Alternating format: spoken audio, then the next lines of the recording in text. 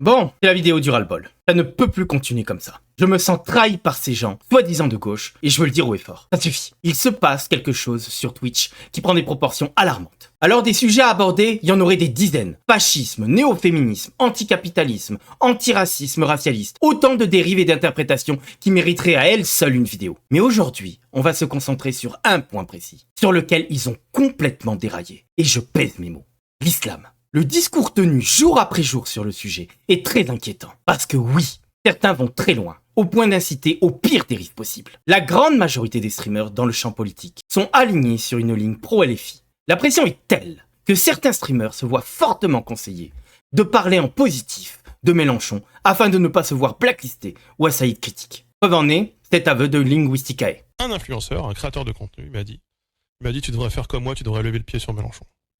On va te foutre la paix comme ça, et tu pourras revenir en bonne grâce auprès de beaucoup de gens qui t'ont attaqué, et ça te permettra de faire amende honorable assez facilement. Fais 3 compliments sur Mélenchon, sur la France insoumise. Notre focus, ça va être la Zawaprod, ce groupe de streamers acquis à la cause de Mélenchon. Même si affaiblis dernièrement, leur discours reste représentatif de toute une mouvance sur Twitch. Et ce qu'ils font, c'est exactement l'application de la stratégie Terra Nova. Délaisser la France périphérique et miser à fond sur les classes moyennes des grandes villes et sur l'électorat musulman des banlieues. Sauf que ce calcul électoral, il se traduit par un discours radicalisé, qui piétine complètement les principes républicains et qui, à force d'influence, finit par coloniser les esprits. On va voir comment petit à petit, une forme de discours islamisé est banalisée sur Twitch. Le tout sous couvert de lutter contre les discriminations. Cette instrumentalisation de l'islam à des fins politiques est tellement importante qu'on ne peut même plus parler de gauche à ce niveau-là. Parce que ce n'est ni plus ni moins qu'une trahison de tous les principes qui ont fait la gauche. La Zawaprod n'est pas de gauche, ils sont d'extrême droite. Et la meilleure illustration de cette stratégie Terra Nova, c'est encore Wissam, streamer et militant décolonial de la Zawaprod, qui en parle le mieux lors des universités d'été de son courant. Écoutez. Nous disons que c'est à partir de ce peuple-là, ce peuple musulman de France, qu'il faut penser la révolution en France. Et en France, aujourd'hui, cet ancrage ne peut pas faire l'économie de l'islam. Car je sais à quel point c'est une réalité qui ne plaît pas aux droitards, mais aussi à une bonne partie de la gauche. L'islam est maintenant ancré en France.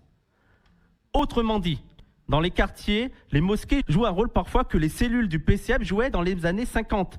Elles encadrent, elles rassurent, elles socialisent, elles protègent. Nous devons former une génération de cadres communistes musulmans capables de disputer l'hégémonie et de reprendre le pouvoir et de reprendre l'initiative. Et nous y arriverons, Inch'Allah. Et là, il vise exactement ce que dit le rapport quand il parle des minorités issues de l'immigration. Minorités qui sont ici les musulmans de banlieue et à qui on va concocter un joli petit programme communiste mélangé à la sauce islam.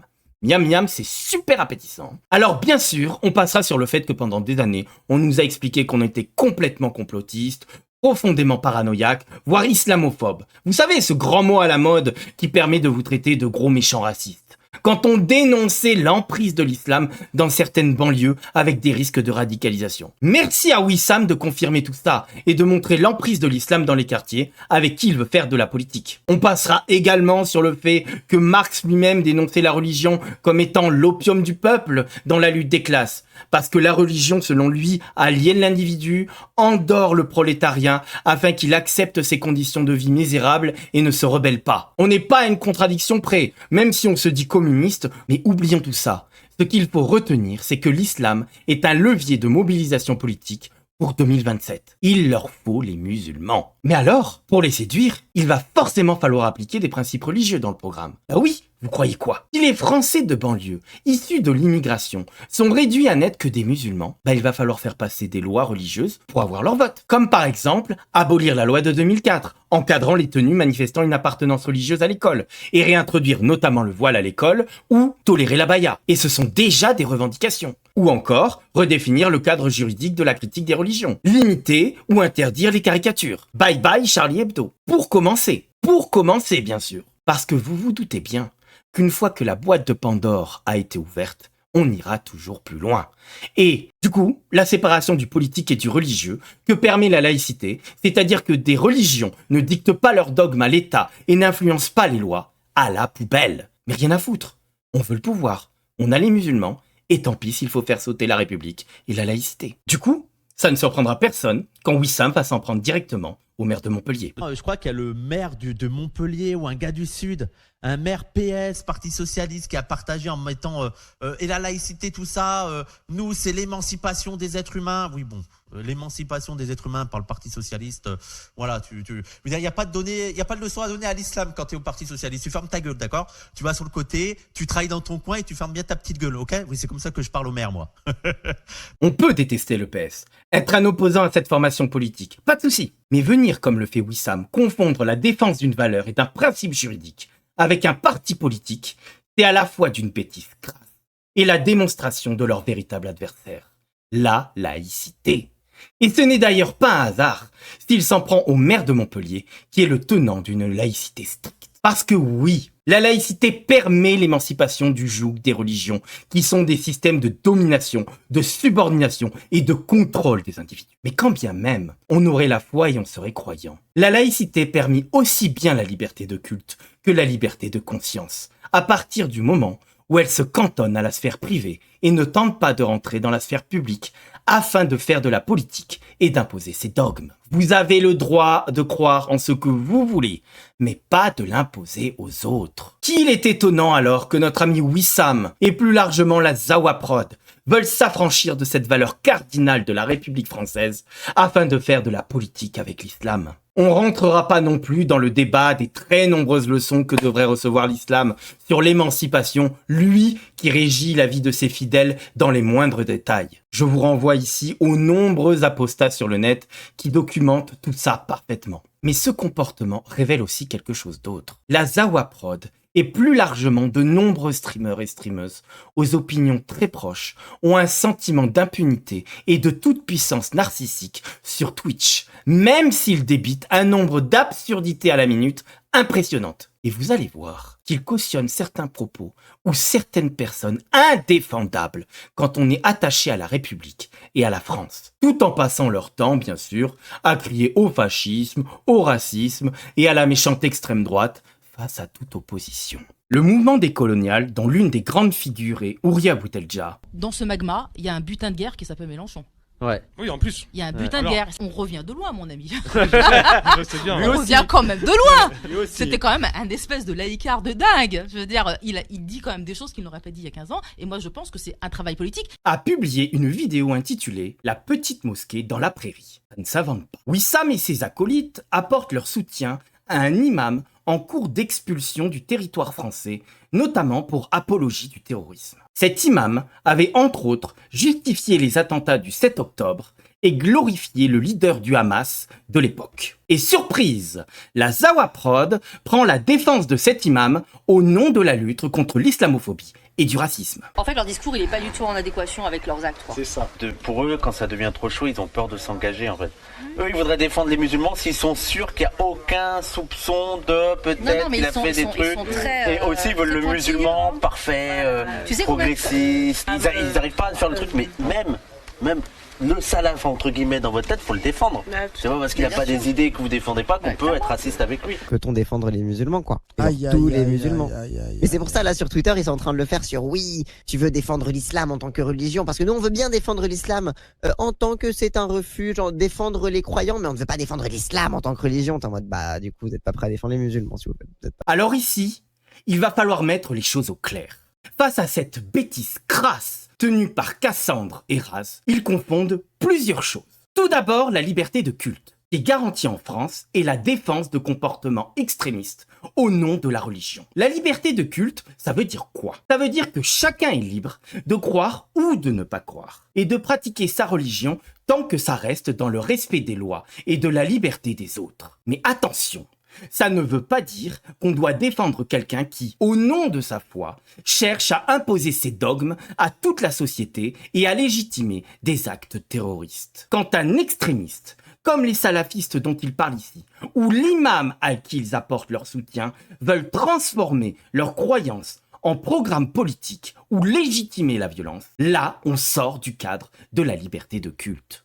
Là, on attaque les libertés individuelles, la loi et la République. Et il y a une autre confusion énorme qui est faite dont on peut se poser la question de savoir si elle n'est pas volontaire. Il y a une distinction entre une religion et ses croyants. Une religion, une idéologie, une croyance, c'est une idée. Et une idée, ça peut être critiqué, débattu, contesté, comme n'importe quel autre. Les croyants, eux, ce sont des personnes, et eux doivent être respectés en tant qu'individus. Mélanger les deux, c'est dangereux, parce que ça revient à dire que critiquer une religion, c'est attaquer ceux qui y croient. Et ça, au final, en plus de reprendre exactement la même rhétorique que les frères musulmans et les islamistes, ça revient à rétablir, sans le dire, le délit de blasphème.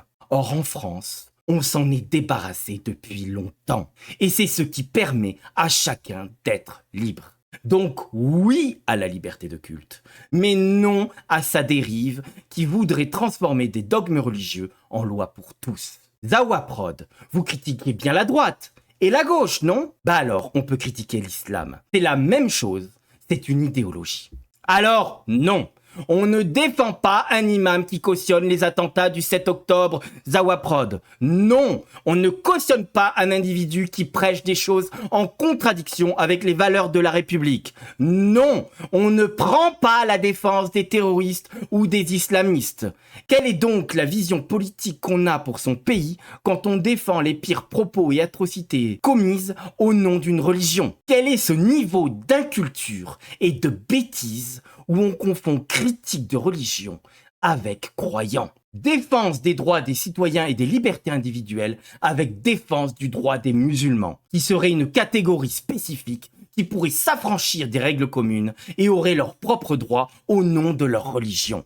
Et mesdames et messieurs, c'est le grand moment que vous attendez tous. Le spectacle va commencer. Êtes-vous prêts à prendre votre dose de raciste, islamophobe, de fasciste ou encore d'extrême droite? Prenez place, parce que c'est ce qui vous attend si vous n'êtes pas d'accord avec eux. La Zawaprod utilise la victimisation pour pousser leurs revendications à l'extrême. Tellement extrême que même LFI ne les suit pas comme ils l'avouent eux-mêmes. Moi, je vais être clair. Si la France insoumise, ils prennent pas des positions claires sur des affaires comme celle-là, c'est parce que la situation politique dans le pays fait qu'ils refusent d'aller aussi loin, en fait. Et que, en fait, le peu qu'ils font sur la question de l'islamophobie est déjà tellement inacceptable que ils se permettront pas d'en faire plus. Même un musulman qui fait de la merde et qui dit de la merde, il peut être défendu, il doit être défendu contre le racisme et contre des trucs racistes, quoi. Et il mérite pas l'expulsion. Enfin voilà quoi, genre il doit être défendu quand il subit du racisme et a fortiori du racisme d'État.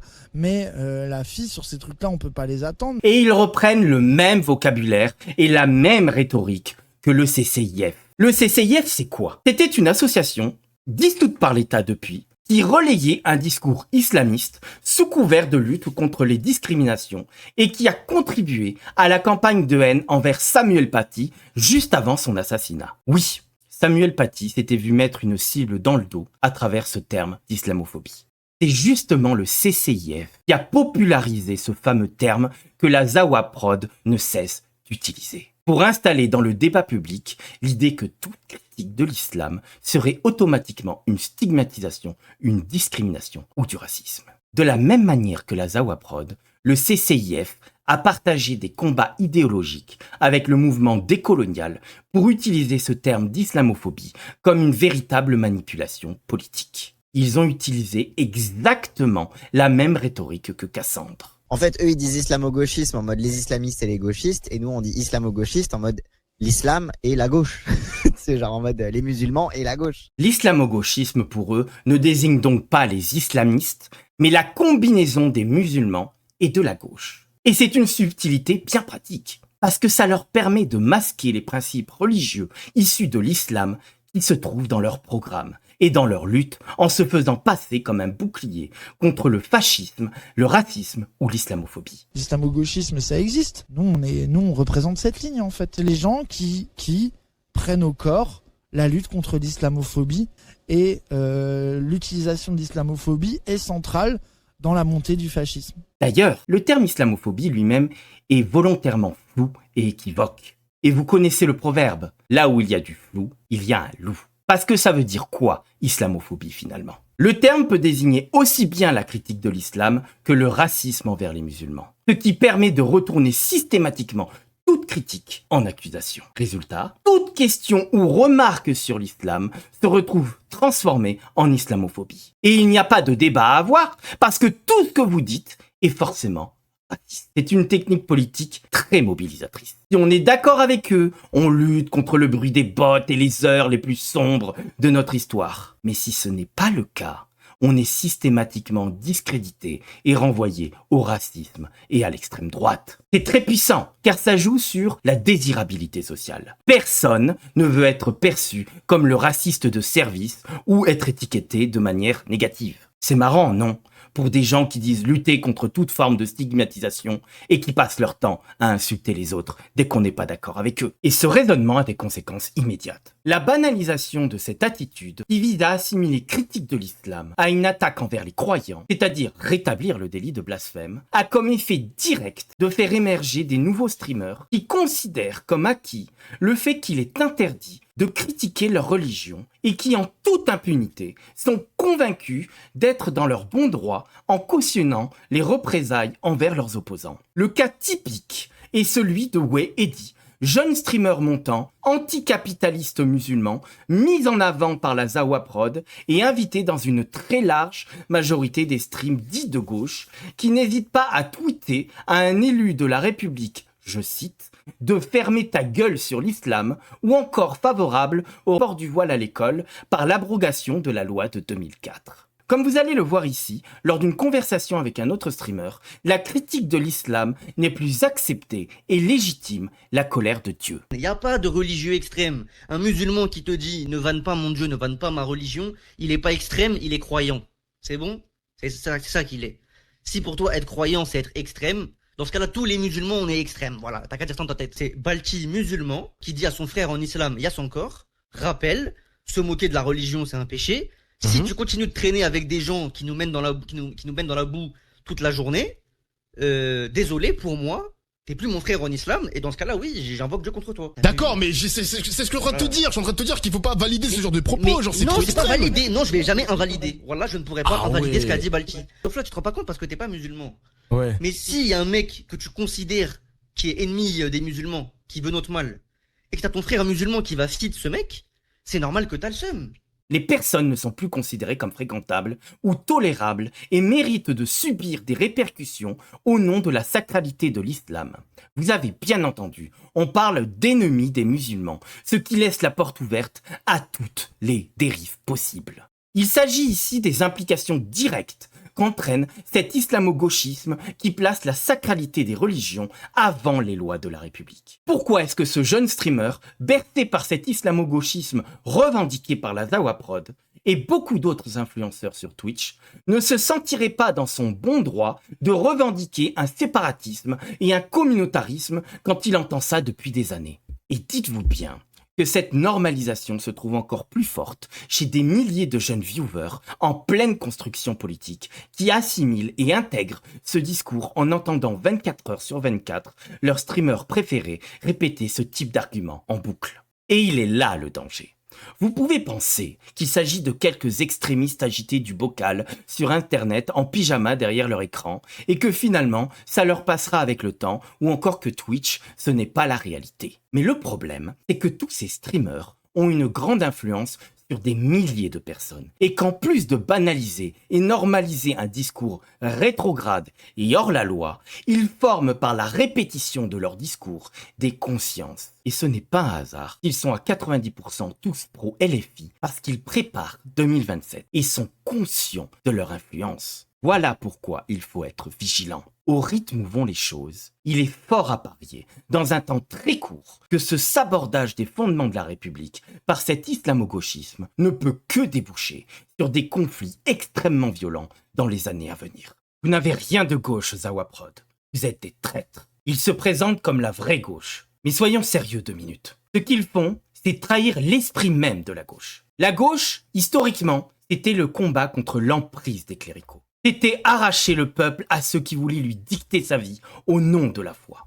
C'était la libération de l'individu face aux dogmes religieux. Eux, ils font l'inverse. Ils veulent réintroduire la religion au cœur de la politique, en la maquillant en lutte contre le racisme et les discriminations. Et quand on regarde bien, c'est une énorme arnaque. Ils parlent de liberté, ils parlent d'égalité, mais en réalité, leur logique enferme les individus. Au lieu de voir les citoyens comme des êtres libres, uniques, complexes, ils les réduisent à une case unique, musulmans. Tu es seulement défini par ta religion. Et c'est une trahison de l'universalisme républicain. Oui, je sais, c'est un gros mot pour vous. Parce que la République, elle, ne reconnaît pas des communautés. Elle reconnaît des citoyens. Point. Alors, où est la liberté là-dedans ? Quelle liberté il reste à un individu quand son identité est confisquée et réduite à une étiquette religieuse ? Ça, ce n'est pas la libération, c'est l'enfermement. C'est le contraire du projet républicain. Et là, je pose la question. Quel est l'état d'un pays qui laisse les religions envahir le champ politique ? Regardez la Belgique, déjà minée par une islamisation rampante. Regardez la Grande-Bretagne, avec les scandales des grooming gangs. Des gamines sacrifiées, parce que par peur d'être accusées de racisme, les autorités ont fermé les yeux. Même la police a baissé les bras, par peur d'être accusée d'être islamophobe. Les mêmes termes que vous employez. Et les politiques ont ignoré les faits, car ils avaient besoin de l'électorat musulman pour se faire élire. Tiens, ça me rappelle quelqu'un.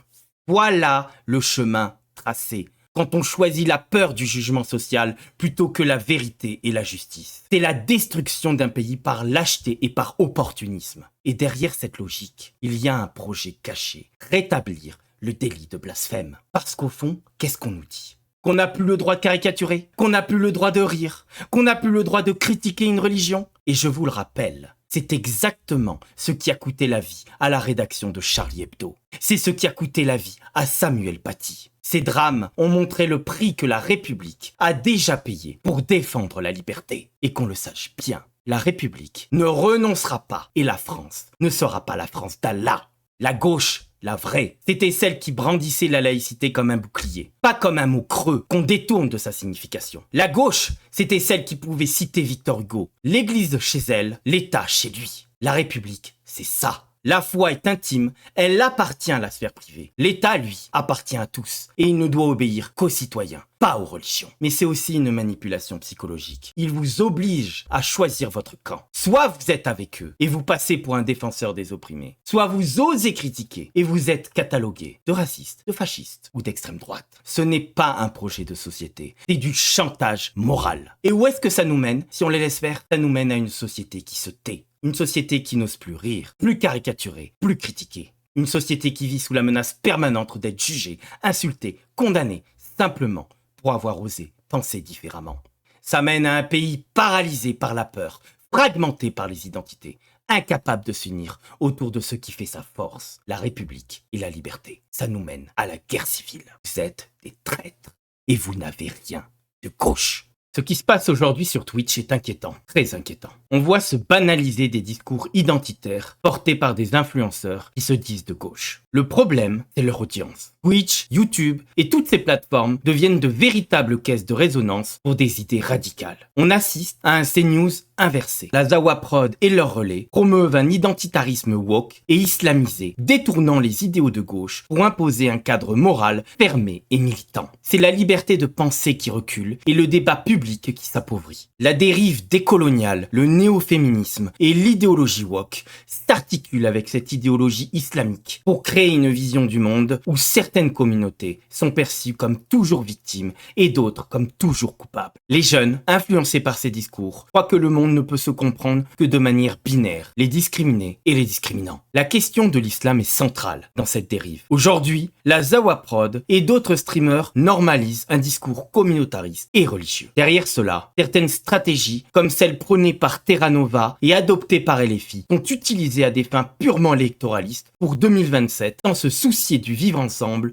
ni de la trahison républicaine qu'elle représente. Nous devons éviter que la France et ses valeurs soient détournées ou caricaturées par une vision idéologique qui instrumentalise l'islam. Si nous restons passifs, l'amplification de ce phénomène sera sans limite, conduisant, à n'en pas douter, à une guerre civile. Alors réveillez-vous, résistez, parlez-en autour de vous. Ne laissez pas ces imposteurs distiller leur poison identitaire. Je ne sais pas comment lutter contre ça. Ce que je sais, c'est qu'on va au-devant d'une catastrophe inimaginable. Vive la laïcité.